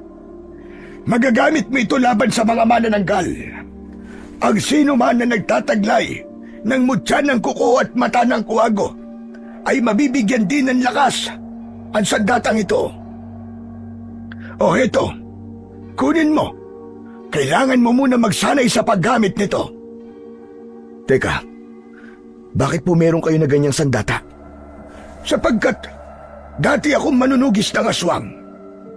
Tumigil ako dahil sa isang malalim na dahilan. Ikaw sana ang magpatuloy sa aking nasimulan. May tiwala ako na ikaw ang karapat-dapat para sa sandata. Hinawakan ko ang tridente. Sakto lang ang bigat nito. Gawa ito sa bakal at kasing talas ng blade ang talim nito sa dulo. Halika, sumunod ka sa akin. Alam ko na hindi mo na halos nararamdaman ang sakit sa sugat mo sa katawan dahil malaki ang naitulong ng nalunok mong mutya. Saan po tayo pupunta? Ituturo ko sa iyo ang natutunan kong kasanayan sa paggamit ng tridente. Pagkatapos, lulusob tayo sa kuta ng mga aswang para iligtas sa mga biyag. Mahalaga ang bawat oras dahil bawat segundo, isang buhay ang maaaring mawala. Agad akong sumunod kay Lolo Waro. Palabas ng bahay. Bumungad sa aking paningin ang malawak niyang bakuran na merong nakasabit na mga sako sa sanga ng puno. Yung mga yan ang magiging target mo sa pagsasanay. May laman na lupa ang bawat sako. Isipin mo na sila ay mga manananggal. Gamitin mo ang tridente. Ipunin mo ang lahat ng lakas mo para mabutas ang mga sako at mawasak sa isang pagsaksak lamang. Sa pamamagitan nun, masusukat kung gaano kalakas ang bisa ng mutya sa iyong katawan. At kapag nagawa ko po yun, ibig sabihin nun, tinanggap na ng katawan mo ang kapangyarihan at may bisa na ito para lumaban sa mga aswang. Umatras si Lolo Waro. Bilang hudyat ng pagsisimula ko sa pagsasanay, ikinumpas ko ang tridente sa hangin at ipinokus ko ang aking paningin sa mga sako. Mataas ang kinalalagyan ng mga ito, kaya kailangan ko pang tumalon ng mataas. Sa pagtalon ko, isinaksak ko ang tridente sa sako. Sa unang pag-atake ko, nabutas lang yun. Tumagal halos ng 2 oras ang aking ginagawa, ngunit hindi ko pa rin nawawasak ang mga sako. Hanggang sa huminga ko ng malalim, pumikit ako at mahigpit kong hinawakan ang sandata. Sa paglukso at pagsaksak ko sa sako, nawasak yon at bumuhos ang lupa mula sa loob nun. Napatingin ako sa gawi ni Lolo Waro. Napatango siya at bakas ang tuwa sa kanyang muka. Mahusay ka pala na gumamit ng sandatang tridente, iyo. Nakita ko rin na hindi ka basta-bastang sumusuko. Kaya masasabi kong handa ka na para lumusob. Hindi rin po ako makapaniwala na magagawa ko po ng tama ang pagsasanay. Halika, pumasok na tayo sa loob ng bahay para sa pagpaplano natin paglusob. Pagkatapos ng aming pagsasanay, ay pinag-aralan ko naman ang iginuhit na mapa ni Lolo Waro kung paano namin yun papasukin. Yun ang kuta ng mga aswang. Kabisado ng matanda ang kinaroroonan ng mga biyag at ng aking mga kasama. Pagsapit ng gabi, maingat ang hakbang ng aking mga paa na tinahak ang daan papunta sa kuta ng mga aswang. Kasama ko si Lolo Waro na may dalang baril, habang ako naman, tangan ko ang tridente at ang kalibre 45 na baril. Totoo po ang sinabi niyo, Lolo Waro. Kulay dilaw ang tingin ko sa paligid at malinaw ko po nakikita ang bawat sulok ng kakawyan. Pati na po ang maliliit na insektong nakakapit sa punong kahoy ay nakikita ko rin po. Pati ang kanilang mga kaluskos. ay rinig na rinig ko rin. Kaya maswerte ako at nakuha mo ang mutya dahil alam ko nagagamitin mo yan sa kabutihan. Pagkalipas ng ilang oras na paglalakad, ay narating namin ang gitna ng kagubatan. Nagtago muna kami sa likod ng mga punong kahoy. Sakto yun na napansin namin ang mga tauhan ni Commander Sayap na pinahihirapan ng aking mga kasama sa gitna ng kakahuyan. Natanaw ko si Dante. Wala siyang pang itaas na damit. Baka sa kanyang katawan ang mga pasa at sugat, habang nakaumang sa kanyang leeg ang malapad na itak. Kailangan na natin kumilos bago nila pugutan ng ulo ang iyong mga kasama. Mula sa aming kinaroroonan ay rinig na rinig namin ang boses ni Dante habang galit na nakikipag-usap sa mga tauhan ni Commander Sayap. Hindi kayo magtatagumpay. Kahit na ano pang gawin nyo, matatapos ng paghahari nyo, pagbabayaran nyo ang ginawa nyong pagpatay kay Lieutenant. Nagulat ako sa aking narinig dahil ang alam pala ng aking mga kasama ay patay na ako. Nagbago ako ng posisyon. Maingat akong umikot sa kabilang puno para malapitan ko ang kinaroroonan ng aking mga kasama. Nang akma na sanang tatagain ng isang lalaki ang leeg ni Dante, mabilis akong tumakbo papalapit sa kanila. Iniharang ko ang aking tridente at humarang yon sa talim ng itak ng kalaban. Pagkatapos ay sinipa ko ang lalaki sa kanyang dibdib at isinaksak ang aking sandata sa leeg nito. Nagkikikisay ang lalaki habang pilit na tinatanggal ang talim na nakabaon sa kanyang leeg. Nagulat ang aking mga kasama sa aking paglitaw. Ganon din ang mga rebelding hindi nakagalaw sa kanilang kinatatayuan. Sa bilis ng mga pangyayari, hindi sila nakaporma at tumakbo papalayo sa amin. Sinamantala naman ni Lolo Waro ang pagkakataon na yon. Kinalagan niya ng tali ang aking mga tauhan. Sir! Sir, buhay ka! Oo, Dante. Sige na, kumilos na kayo. Kalagyan nyo ng tali ang iba pa nating mga kasama. Agad silang nagmadali sa pagkilos. Maya-maya pa ay nakarinig kami ng ingay mula sa himpapawid. Kasabay ng pagaspas ng pakpak sa aming paligid, inatake kami ng 5 manananggal. Nagulat ang aking mga kasama sa biglang paglitaw ng mga aswang dahil yun ang unang pagkakataon na nakakita sila ng ganong klaseng mga nilalang. Tama kayo sa nakikita niyo mga kasama. Mga aswang ang kalaban natin at hindi mga rebelde. Sige na, kailangan natin lumaban para sa buhay natin at iligtas natin ang mga bihag. Nang makakuha sila ng armas, ay pinangunahan ko ang pagpapaputok ng baril sa mga kalaban. Nakipagsabayan kami ng putok sa mga aswang na may hawak din na baril. At sa pagsugod sa akin ng aswang, ay sinalubong ko ito ng saksak ng tridente. Tinamaan ko siya sa leeg at mula sa ere, nagkikikisay at nasunog ang kanyang katawan. Natigilan ang aking mga kasama pero agad din na nakabawi sa pagkabigla. Dante, lapitan niyo ang mga naiwan nilang bewang at paulanan niyo ng bala. Ako naman ang bahala sa kalahati na kanilang katawan. Sige na, kumilos na kayo! Bilisan niyo! Pinagtig-isahan namin ang mga katawan ng manananggal, habang si Lolo Waro naman ang tagakuha sa mga naiwang baril ng mga aswang. Pagtingin ko naman sa gawi ni Dante, ay tangkasan ang aatakihin ito ng aswang mula sa kanyang likuran. Agad ko naman na sinibat ang aking tridente sa aswang. Bumuon ang aking sandata sa kanyang katawan. Nagkakakawag ang pakpak nito, kaya't patakbo ko siyang nilapitan. Binunot ko ang talim. Sinubukan itong tumakas, pero nahawakan ko ang kanyang pakpak. Kagaya ng sinabi sa akin ni Lolo Waro, hindi makawala ang aswang sa mahigpit kong pagkakakapit. Hinila ko ang pakpak nito at pagkatapos ay iniampas ko siya sa katawan ng puno. Nang bumagsak sa lupa ang aswang, saka siya pinagtulungan ng aking mga kasama. Tinadtad nila ito ng baril hanggang sa magkaluray-luray ang katawan nito. Nang humupa ang labanan, ay habol ang hiningang tumayo ako sa gitna ng aking mga tauhan. Men, secure the area. Yes, sir. Kumalat ang aking mga kasama habang naghihintay sa aking utos. Maya-maya pa ay ibinigay ko sa kanila ang mga nakuhang baril ni Lolo Waro.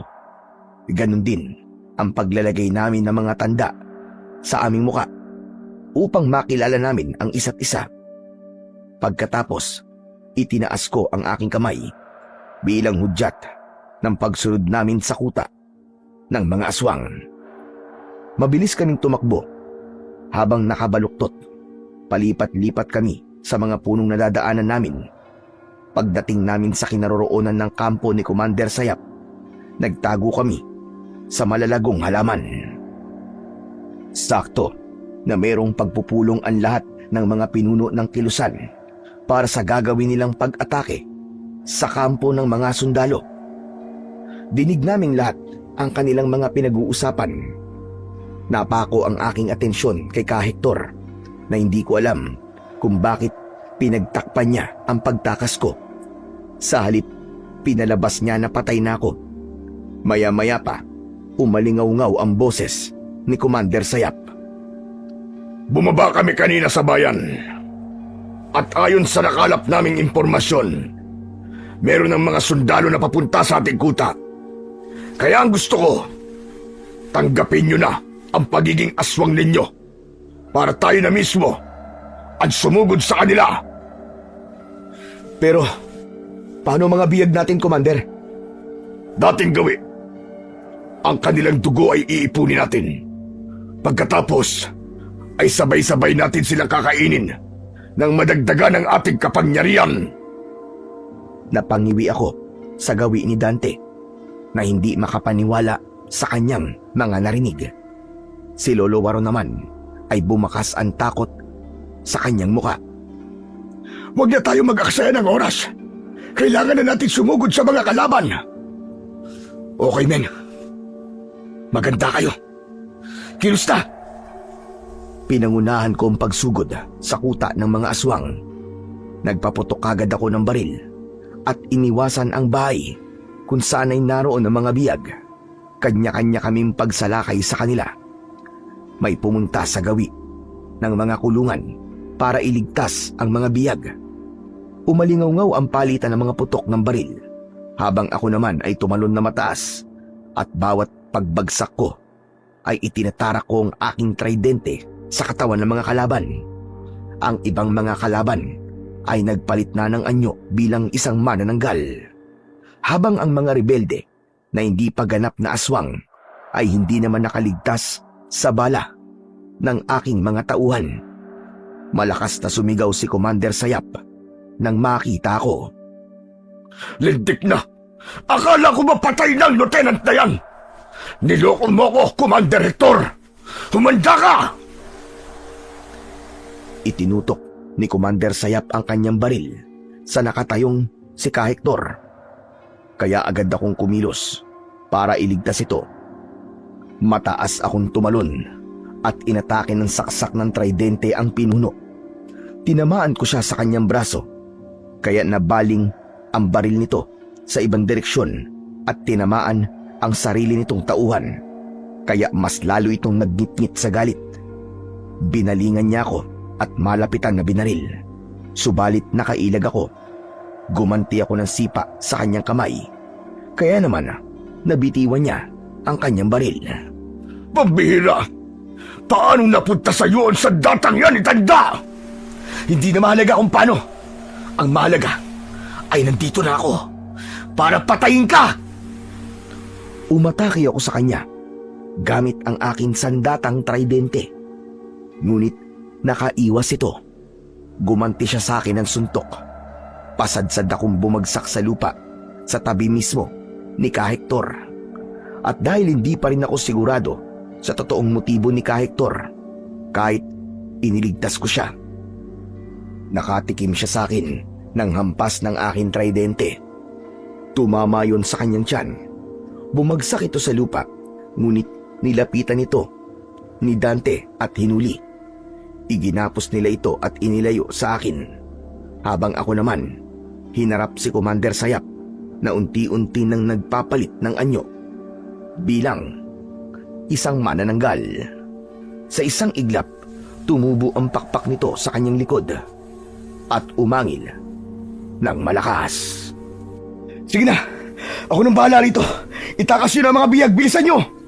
Pero sir, paano ka? Bilisan nyo na! Huwag nyo na akong alalahanin! That's an order! Wala nang nagawa si Dante, kundi iwan ako at samahan ang mga biyag para tumakas. Pagharap ko naman sa gawi ni Commander Sayap, bumulusok siya ng lipad at inatake niya ako ng kalmot sa aking tiyan. Pero hindi tumalab ang kanyang mga kuko sa aking balat. Kaya naman, nakaganti ako sa kanya ng saksak ng tridente sa kanyang dibdib. Kitang-kita ko ang pag-usok ng kanyang sugat. Kaya tumakas siya, dala ang kalahating katawan niya. Kasama ng kanyang mga tauhan, tinakbo ko naman ang kinaroroonan ng baril at mabilis ko yung dinampot. Saka pinaputukan ko ang mga tumakas na manananggal. 2 aswang ang napabagsak ko bago tuluyang nakatakas sina Commander Sayap. Nang mawala sila sa aking paningin, ay sinunog ko ang kuta ng mga aswang. Mabilis akong tumakbo. Sumunod ako sa aking mga kasama papunta sa bahay ni Lolo Waro. Pagkalipas ng 1 oras na pagtakbo, narating ko ang kinaroroonan ng bahay ng matanda. Sir, paano ka nakarating kagad dito, sir? Huwag ka na magtanong, Dante. Hindi mo rin naman ako maiintindihan. Sige na, samahan mo na ang mga biyag para makapagpalit na sila ng damit at makapagpahinga. Teka, nasan nga pala si Kahektor? Nasa likod ng bahay, kasama ni Lolo Waro. Tinapik ko ang balikat ni Dante. Bago ko nagmadaling pumunta sa likod ng bahay, hindi muna ako nagpakita sa kanilang dalawa dahil narinig ko ang malakas na boses ni Kahektor habang kausap si Lolo Waro. Lolo, ano pong pumasok sa isip nyo at sumama kayo sa paglusob? Paano ko napahama ka? Nag-iingat ako at may tiwala ako kay Bestor. Nasa kanya na ang mutya ng kuko at mata ng kuwago apo. Meron nang nangangalaga sa mga mutya. Nagulat ako sa aking narinig dahil apo pala ni Lolo Waro si Kahektor. Sandali pa akong nakinig sa kanilang pinag-uusapan habang kinakalagan ni Lolo Waro ng tali ang kanyang apo. Hindi mo na kailangan magkunwaring rebelde, apo. Hindi mo na kailangang isugal ang buhay mo para mailigtas sa mga biyag. Tagumpay silang nabawi ni Bestor. Kahit na po, alam niyo naman po na delikado na rin ang buhay niyo. Kailangan kong bumalik sa Quezon. Paano ako makakatulong sa mga sundalo kung wala na magbibigay sa kanila ng mga impormasyon? Laglag ang aking panga nang marinig ko ang huling sinabi ni Kahektor. Kaya hindi ako nakatiis. Lumabas na ako sa aking pinagtataguan nang mapansin ako ni Lolo Waro. Agad niyang hinarangan ang kanyang apo at inilayo sa akin. Bestor, kanina ka pa ba nandyan? Opo. At narinig ko po lahat. Hindi ko akalain na isa palang intel si Kahektor. Ang bata pa niya para sa ganitong tungkulin. Nakikiusap ako, Bestor. Huwag mo sasaktan ang aking apo. Bakit ko naman po sasaktan si Kahektor? Alam ko na siya ang tumulong sa akin para makatakas. Kung hinayaan niya ako sa kamay ni Commander Sayap, baka pinaglalamayan na ako ngayon. Kaya pala, sinabi mo sa inyong pinuno na patay na ako. Dahil kakampi ka pala namin. At ikaw pala ang intel ni Major. Ang totoo, ikaw rin ba nagdala sa akin sa bahay ni Lolo Waro? Oo, Lieutenant. Pasensya ka na. Kung nagpanggap akong rebelde para mailigtas sa mga biyag ni Commander Sayap. Kaya, kinailangan ko rin nasaktan ka. Pero delikado ang ginawa mo. Paano kung napatay kita sa enkwentro natin noong nakaraang gabi? Kaya pala mabilis kong naagaw ang baril mula sa'yo. Dahil paraan mo pala yun para patakasin ako. Kasama po yan sa tungkuling ginagampanan ko. Saka, ayoko na po magpaalipin sa mga aswang. Sobra na ang kanilang kasamaan. Nang magkausap kami ni Ka Hector, ay napatunayan kong mabuti nga siyang tao. Lahat ng ginawa niya para sa amin ay malaki ang naitulong para mailigtas ko ang mga biyag. Maya-maya pa ay lumapit na rin sa amin si Dante.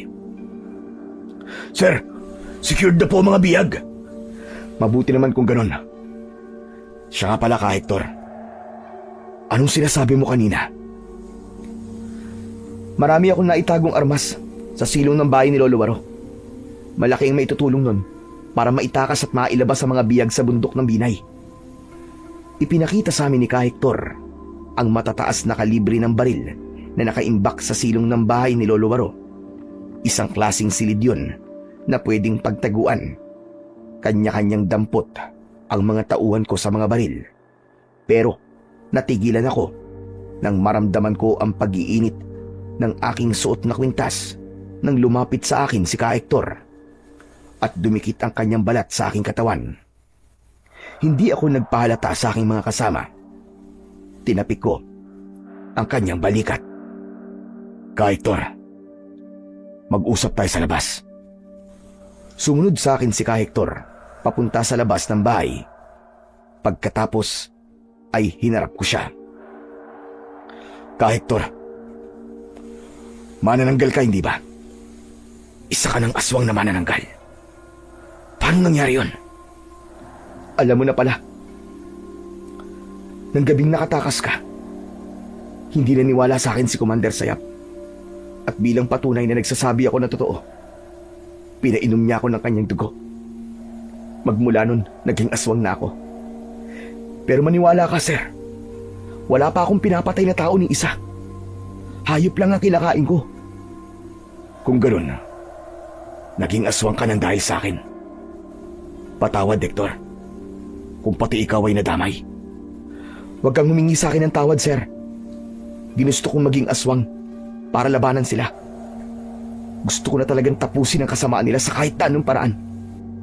At kapag may nangyaring masama sa akin, gusto kong mangako ka, sir. Naaalagaan mo mabuti si Lolo Waro. Huwag mo siyang pababayaan. Huwag ka magsalita ng ganyan, Hector. Walang mangyayaring masama sa'yo. Isa pa, maraming salamat sa tulong mo sa amin at sa iyong sakripisyo. Walang anuman yun, sir. Pero sana, sir, mangako ka pa rin sa akin. Natutuparin mo ang kahilingan ko. Hindi na hinintay ni Ka Hector na magsalita ako dahil umalis na siya sa aking harapan. Binalot naman ng pag-aalala ang aking dibdib. Huwag ka mag-alala, Hector. Gagawin ko ang lahat para walang mangyaring masama sa'yo. Bulong ko sa aking sarili habang nakatingin sa naglalakad at papalayo na si Ka Hector. Kinabukasan ay naghanda kami sa pag-alis sa lugar na yon para tuluyang ihatid sa labas ng kakahuyan ang mga biyag. Ngunit nagulantang kami sa malakas na boses ni Commander Sayap mula sa labas ng bahay ni Lolo Waro. Alam kong naririyan pa kayo sa bahay ni Tanda. Sumuko na kayo. Ibalik nyo sa amin ang mga itinakas nyo na biyag. Kasadali. Ako ang haharap sa kanila. Huwag kayong lalabas ng bahay para isipin nila na nakaalis na kayo. Lolo, wag! Alam mong walang mangyayaring masama sa akin na po. Manalig ka lang. Wala po akong tiwala sa kanya, Lolo. Masama po siyang tao. At hindi nyo kailangang isugal ang buhay nyo para sa amin. Mas marami ang mapapahamak kung hindi ko ito gagawin.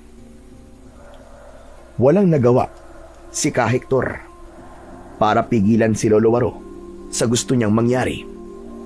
Maging ako ay wala ring nagawa dahil inaalala ko ang mga biyag sa aking likuran. Kaya naman, pigil ang aking hininga habang nakasilip sa siwang ng pintuan. Nilingon ko ang aking mga kasama. Dante, samahan mo ang mga biyag sa silong. Natitiyak ko na maghahalugog ang mga tauhan ni Commander Sayap para mahuli nila tayo. Yes, sir. Maingat na dinala ni Dante ang 6 na tao sa silong ng bahay bago ko sinilip ulit ang nangyayari sa labas ng kubo. Nasaan ang mga biyag? Pati na si Lieutenant Nestor. Hindi ikaw ang gusto kong makita, tanda. Wala kang silbi para sa akin. Kaya ilabas mo na ang mga sundalong tinulukan mo. Nauli na kayo ng dating. Kanina pa silang madaling araw na nakaalis at naihatid na nila ang mga biyag sa kanilang mga pamilya. Hindi mo ko maluloko, tanda. Sige, halugugin niyo ang bahay ng matandang yan. Nang marinig ko yun, ay nagtago ako sa likod ng pinto. Ganon din si Hector na inihanda pa ang kanyang baril. Maya-maya pa ay pumasok na ang isa sa mga tauhan ni Commander Sayap. Inilingan nito ang paningin sa loob ng bahay maging sa kwarto. Nang makita nito na wala ang mga biyag, lumabas ito ng bahay at sinabing wala na ang mga biyag. Dala ng galit ni Commander Sayap, ipinadakip niya ang matanda sa kanyang mga tauhan. Bitiwan niyo ako! Saan niyo ako dadalhin, mga damuho kayo? Mga demonyo! Alam mo naman siguro kung ano ang ginagawa ko sa mga taong kumakalaban sa akin. Kinaladkad nila si Lolo Waro. Nagmamadali naman na lumabas ng pinagtataguan si Hector at akma na sanang susunod kay Lolo Waro. Pero pinigilan ko siya. Huwag ka, Hector. Delikado. Pero baka patayin nila si Lolo Waro. Hindi ko sila hahayaan na patayin si Lolo. Ililigtas ko siya. Tinabig ni Hector ang aking kamay at bumaba siya sa silong ng bahay para kunin ang mga granada roon. Itinali niya yon sa kanyang katawan. Teka, anong gagawin mo sa mga yan? Panahon na para wakasan ang kasamaan nila. Susundan ko si Lolo Waro. Hindi ka ba talaga nag-iisip? Papatayin ka nila, Hector. Baka pati si Lolo Waro mapahamak sa gagawin mong yan. Wala akong pakialam. Papatayin ko sila. Hindi ko na napigilan pa si Hector nang tumakbo siya palabas ng bahay. Akma ko sanang susundan si Hector nang maramdaman ko naman ang kamay ni Dante sa aking braso. Sir, huwag na tayong makialam sa kanila. Isipin muna natin ang kalagayan ng mga bihag. Pero hindi ba't biyag din naman si Lolo Waro? Hindi ko hahayaan na mapahamak sila. Pero sir, ipagpapalit mo ba ang isang buhay para sa 6 na mga biyag na umaasa sa atin? Kailangan may isang buhay na magsakripisyo para sa kaligtasan ng buhay na mas nakakarami. Huwag mong kalimutang ako pa rin ang namumuno sa pangkat natin, Dante. Kahit kaibigan kita, hindi kita pakikinggan. Tungkulin ko na pangalagaan ang kaligtasan ng lahat. Yun ang sinumpaan natin tungkulin. Kung kinakailangan ipagpaliban ng pagtakas sa mga biyag ay gagawin ko. Mailigtas lang ang buhay ng mga taong tumulong sa atin. Parang natauhan si Dante sa akin sinabi. Kaya naman, kinausap nito si Lupin. Lupin, ikaw na ang bahalang magbantay sa mga sibilyan, ha? Sasamahan ko si Sir Bestor. Ililigtas namin na matanda. Tumango si Lupin bilang tugon. Pagkatapos ay kinuha ni Dante ang tridente at inabot yun sa akin. Ang isang tunay na kaibigan. Walang iwanan. Hindi lang bilang isang kawani ng gobyerno, kundi isang sundalong may pagkakaisa sa layunin. Salamat, Dante.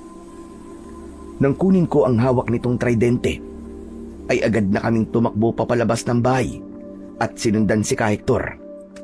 Lakad at takbo ang aming ginawa para makarating agad sa pupuntahan namin. Pagkalipas ng ilang oras, narating namin ang isang bagong tayo na kampo. Nagtago kami sa Talayban. Sir, positive. Lumipat sila ng ibang kuta. Sinundan ko ng tingin ang tinitignan ni Dante. Natanaw ko ang mga kalalakian na pabalik-balik sa paglalakad sa paligid ng malawak na bakuran na merong 2 kubo sa gitna. Parang hindi sila nababawasan ha. Parami sila ng parami. Kaya nga hindi sila agad napapabagsak, sir. Dahil maliban sa pagiging kampo nila ng kadiliman, marami rin silang magkakasapi. Nasaan kaya si Ka Hector? Sir, bakit ba sobrang tiwala na ibinibigay mo sa maglolo? Kahit gumawa sila ng kabutihan para sa atin, hindi pa rin tayo nakakasigurado kung ligtas ba tayo sa kanila. Dante, mabuti silang tao. Tsaka hindi mo ba alam, si Ka Hector, ang intel natin sa loob ng kilusan ni Commander Sayap. Nagpanggap siyang kaisa ng rebelde rin para mangalap ng impormasyon tungkol sa kalagayan ng mga bihag. Nanlaki ang mga mata ni Dante nang ipagtapat ko sa kanya ang mga ginawa ni Ka Hector para sa amin. Maya-maya pa ay mas lumapit kami sa kinaroroonan ng mga kalabang rebelde. Nakita ko naman si Ka Hector na nagtatago rin sa kabilang niyugan. Mula sa kanyang kinatatayuan, unti-unti siyang naglakad papalapit sa nakatalikod na rebelde. Nang makakita ito ng pagkakataon, sinakal niya ang kalaban at ginilitan niya ang leeg. Maingat na ibinaba ni Ka Hector ang katawan ng kalaban at hinila sa likod ng niyog upang itago ang bantay nito.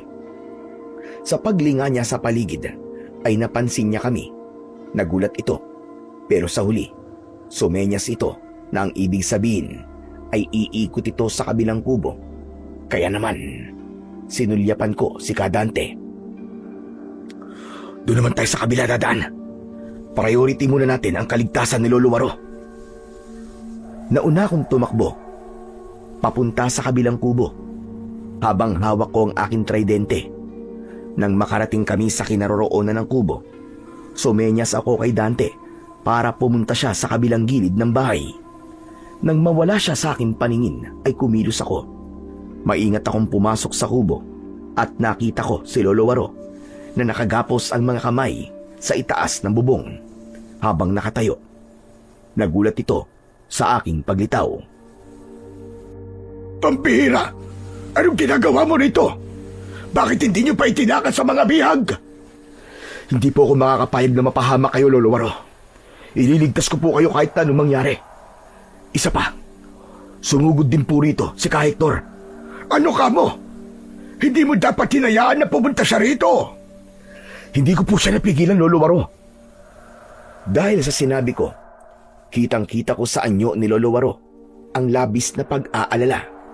Nagmamadali ito sa pagtatanggal ng kanyang gapos at kaagad na lumabas ng kubo para pigilan ang kanyang apo. Kaya naman, nahila ko kagad ang kanyang braso. Teka, sandali lang po, Lolo Waro. Huminahon po muna kayo. Maraming nagbabantay sa labas. Bestor, hindi mo alam. Pero may balak si Hector na ibuwi sa kanyang buhay. Mapatay lang niya si Commander Sayap. Matagal akong hindi nakapagsalita sa sinabing yun ni Lolo Waro. Kaya nang lumabas ang matanda ay sumabay na rin ako. Pero nagulat ako nang makitang nakaabang na sina Commander Sayap sa labas ng kubo kasama ang kanyang mga alagad at bihag pa nila si Dante. Siguro naman, hindi mo na may pagkakaila sa amin, tanda, na narito pa ang mga lintik na sundalong yan. Masyado na yata napapatagal ang kanilang mga buhay. Agad na hinanap ng aking mga mata si Ka Hector. Ngunit wala ito, kaya natitiyak kong nasa paligid lamang siya ng kuta. Bigla ang pagsalakay ng aking kaba nang makitang nakatutok ang baril sa leeg ng kaibigan kong si Dante. Pakawalan mo si Dante! Itigil mo na ito, Sayap! At sino ka para utusan ako? Matagal ko nang tinapos ang ugnayan natin dalawa. Kung tutuusin, ama ka lang ng asawa ko at wala tayong koneksyon sa dugo. Ano? Anong ibig sabihin ng sinabi na Lolo Waro? Patawarin mo ko, Vector. Ang totoo niyan, ay manugang ko siya. Hindi na natapos ni Lolowaro ang kanyang sasabihin nang mula sa kakawian, lumusob si Kahektor kasama ang kanyang mga tauhan. Pinagbababaril na nito ang mga tauhan ni Commander Sayap, kaya nagkagulo ang mga rebelde. Nabitiwan nito si Dante na agad naman na nakakuha ng baril.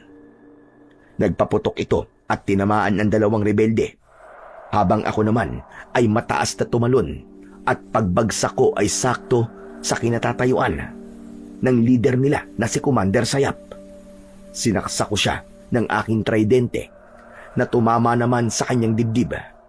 Napangiwi siya sa labis na sakit at gumanti sa akin ng isang malakas na suntok. Naiwasan ko ang kanyang suntok sa aking muka, kaya ginamit ko naman ang aking siko para basagin ang kanyang panga. Pero nailaga niya yon at lumayo sa akin para magpalit ng anyo bilang isang ganap na manananggal. Hindi ako makakapayag na matalo niyo ako, at lalong hindi ko hahayaan na maibagsak niyo ang aking kampo na matagal kong iningatan. Humiwalay ang tiyan niya sa kanyang bewang. Pagkatapos ay lumipad pa itaas. Bawat pagbulusok niya para atakihin ako, ay inihaharang ko ang tridente. Sinalubong ko siya ng mataas na pagtalon. Tinamaan ko siya ng saksak sa kanyang pakpak. Tumagilid ng kanyang lipad. Pagkatapos ay nagpahinga siya sa itaas ng puno. Pero ang pumalit naman ay ang kanyang mga alagad. Patayin sila lahat! Wala kayong ititira! Sabay-sabay na umatake ang mga alagad niya, pero sinalubong sila ng putok ng baril mula sa bagong dating na silupin. Nagulat ako dahil lahat ng aking mga tauhan ay naroon. Bagamat marami ang nasawi sa aking mga kasama, unti-unti namang nababawasan ang puwersa ng mga kalaban. Kaya naman, muling umatake sa akin si Commander Sayap. Tinamaan niya ako ng kalmot sa aking dibdib. Nang bumalik siya para tuluyan akong patayin, isinalag ko ang aking tridente at isinaksak ko yun ng mariin sa kanyang leeg. Hindi maaari! Katapusan mo na! Halimaw ka! Mas lalo kong ibinaon ang tridente sa leeg ng commander ng mga aswang.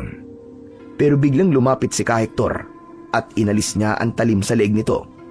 Nagulat ako sa biglang pagtanggal niya ng pin ng granada at niyakap niya ang katawan ng pinuno ng mga aswang.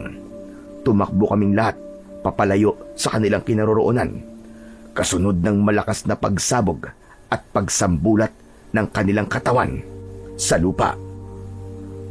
Tumalsik kaming lahat. Si Lolowaro kagad ang nakita kong tumayo para lapitan ang nagkalat na katawan ng kanyang apo. Sa bilis ng pangyayari, walang may gustong magsalita. Apo ko! Ang apo ko! Bakit mo ito ginawa? Nakaluhod si Lolowaro habang umiiyak. Hawak ang nagkalat na laman ng kanyang apo.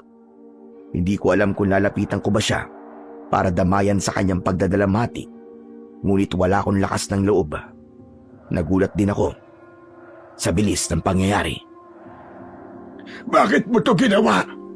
Bakit ka sumama sa kamatayan ng iyong ama? Tumulo ang aking luha sa aking nasaksiyan. Ngayong alam ko na ang dahilan kung bakit ginawa yun ni Kahektor, ay parang pinipiga ang aking puso. Ginawang aswang ni Commander Sayap ang kanyang sariling anak. Kaya imbis na mabuhay, mas pinili na lamang ni Kahektor na mamatay kaysa maging halimaw na kagaya ng kanyang ama. Hindi alam ni Sayap na anak niya si Hector. Matagal kong itinago si Hector sa kanya. Kaya kahit hindi siya pinainom ng dugo nito, magiging aswang pa rin ang aking apo. Planado niya ang lahat ng ito. Bago niya ito ginawa, ipinagtapat niya ito sa akin. Kaya nga, maigpit ko yung tinutulan. Kung gano'n, namatay si Commander Sayap na hindi man lang nalaman na anak niya si Kahektor. Alam na rin niya dahil sinabi ko sa kanya kanina. Sa una ay natuwa siya pero mas gusto niyang patayin si Hector dahil magiging kaagaw lamang niya ito sa kanyang pamumuno. Dapat lang pala talaga sa kanya ang kamatayan. Wala siyang kasing sama at walang kwentang ama. Pero hindi kay Hector. Hindi niya dapat sinapit ang ganito. Gumawa ng kabutihan si Hector, kahit sa kahuli-huli ang sandali ng kanyang buhay, para tayo ay iligtas. Pagkatapos ng madugong engkwentro, matagumpay naming nailigtas ang mga biyag at naihatid na sa kani-kanilang mga pamilya. Si Lolo Waro, bilang pagtupad ko sa kahilingan ni Hector, isinama ko siya sa bahay at tuluyang kinupkop kasama ng aking pamilya. Sa kasalukuyan, ako po ay isa ng major at muli kong naibalik ang katahimikan sa bundok ng Binay.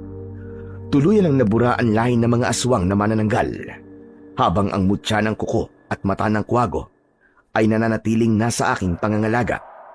Palagi kong suot ang kwintas sa bawat pagtupad ko sa aking tungkulin, samantalang ang sandata ko naman na tridente ay kasama ng ibinaon sa hukay ni Hector. Ang kwentong inyong napakinggan ay nagbigay na naman po ng panibagong aral sa buhay. Isang sakripisyo ng isang anak para sa kanyang ama na naligaw na landas. Hindi ko sinasabi na tama ang ginawa ni Hector, subalit naging daan yon upang muling maibalik ang katahimikan sa kanilang lugar na unti-unti nang sinasakop ng kasamaan. Pinawawalang katotohanan lamang nito ang kasabihang kung ano ang bunga ay siya ring puno. Dahil sa kwentong ito, ipinakita ni Hector na hindi siya magiging masama na kagaya ng kanyang ama. At para naman sa ating sender, binabati kita sa iyong narating na ranggo. Ipinakita mo rin na ang pagiging isang pinuno ay hindi dapat tumatakas sa kanyang tungkulin. Sa halip, naging mabuti kang ehemplo sa iyong mga kasamahan. Walang iwanan at handang lumaban para sa kaligtasan ng mamamayan.